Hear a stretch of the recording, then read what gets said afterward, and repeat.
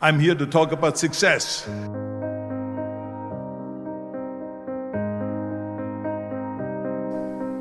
The first rule of success is to have a vision. You see, if you don't have a vision of where you go, and if you don't have a goal where you go, you drift around and you never end up anywhere. I mean, as you know, I was born in 1947 in Austria after the Second World War, and I didn't really like Austria when I grew up. I couldn't wait to get out of there. I couldn't see myself becoming a farmer or a worker in a factory or anything like that. My vision was totally different. I felt that I was born for something special, for something unique, for something big. So I was searching. Then one day I went to school. I remember I was 11 years old, and they showed a documentary about America.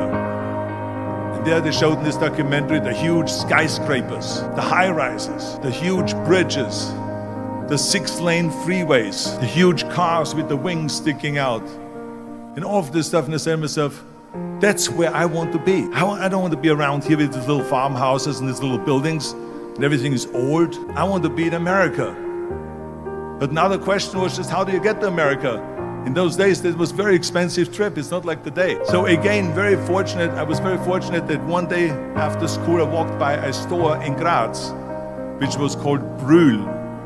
Barbells and some dumbbells and an exercise bench in a window. So I went inside and I looked around and I looked at this stuff, and then I saw a magazine. I saw a bodybuilding magazine that had Reg Park on the cover. Reg Park was then a 3-time Mr. Universe.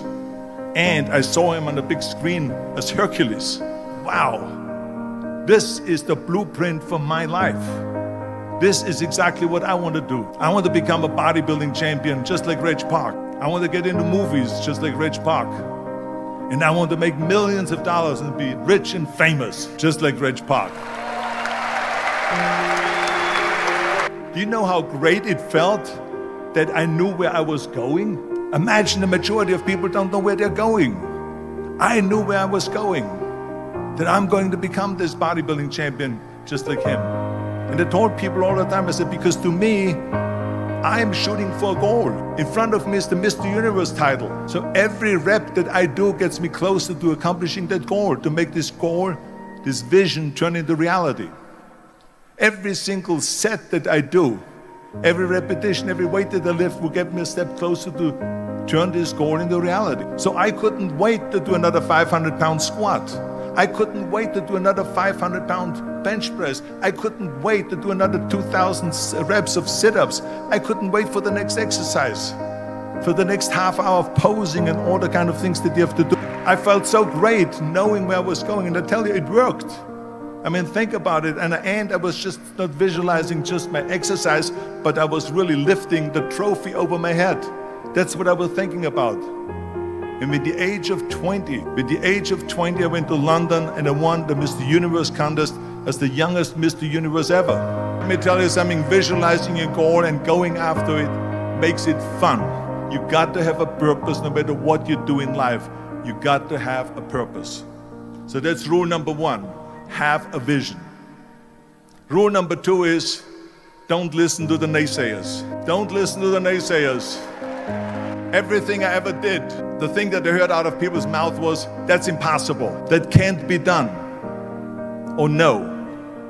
I remember when I wanted to be a bodybuilding champion, including my parents and everyone else around me, said this is impossible. Why don't you become a ski champion? That's what they do in Austria. Or a bicycle champion, to do some track and field. You can't be a bodybuilding champion. But you know something? I didn't give a I didn't. So whenever someone said to me, it can't be done, I heard, it can be done. When they said no, I heard yes. And when they said it's impossible, I heard it is possible. Because I am a strong believer. I'm a strong believer of what Nelson Mandela said, that everything is always impossible until someone does it. Well, I'm going to be the one, I said to myself, I'm going to do it and I'm going to show it to them. Maybe it has never been done before. That's perfectly fine with me. But I'm going to do it.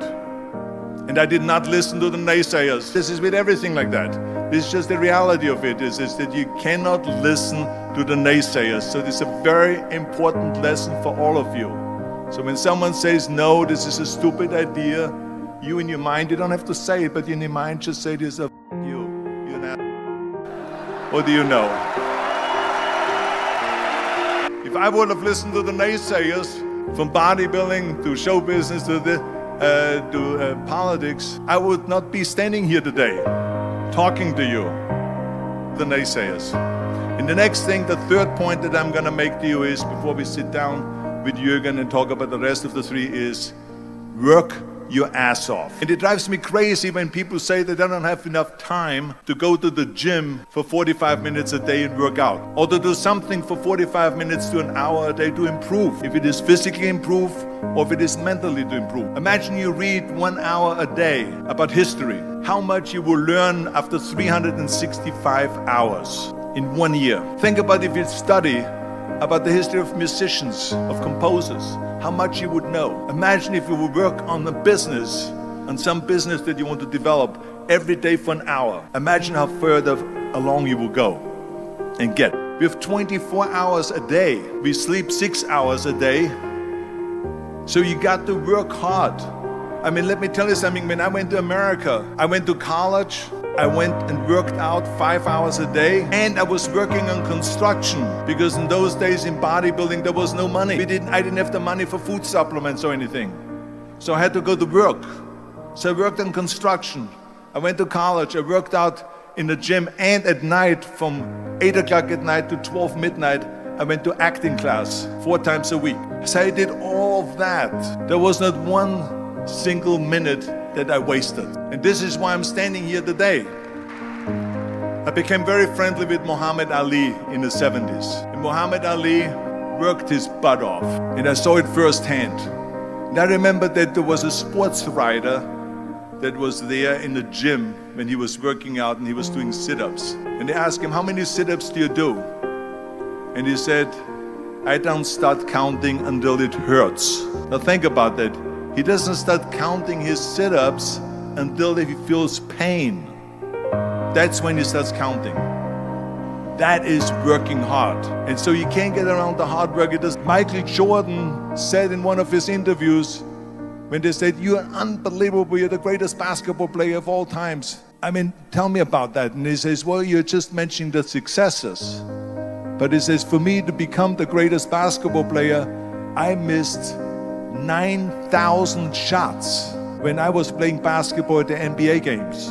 So during these games that he was so successful, he missed 9,000 shots. Does it make him a failure? No. He's one of the greatest basketball players of all times, but he failed 9,000 times. Do you get it? We all fail. It's okay. What is not okay is that when you fail, you stay down. Whoever stays down is a loser, and winners will fail and get up, fail and get up, fail and get up. You always get up. That is a winner. That is a winner.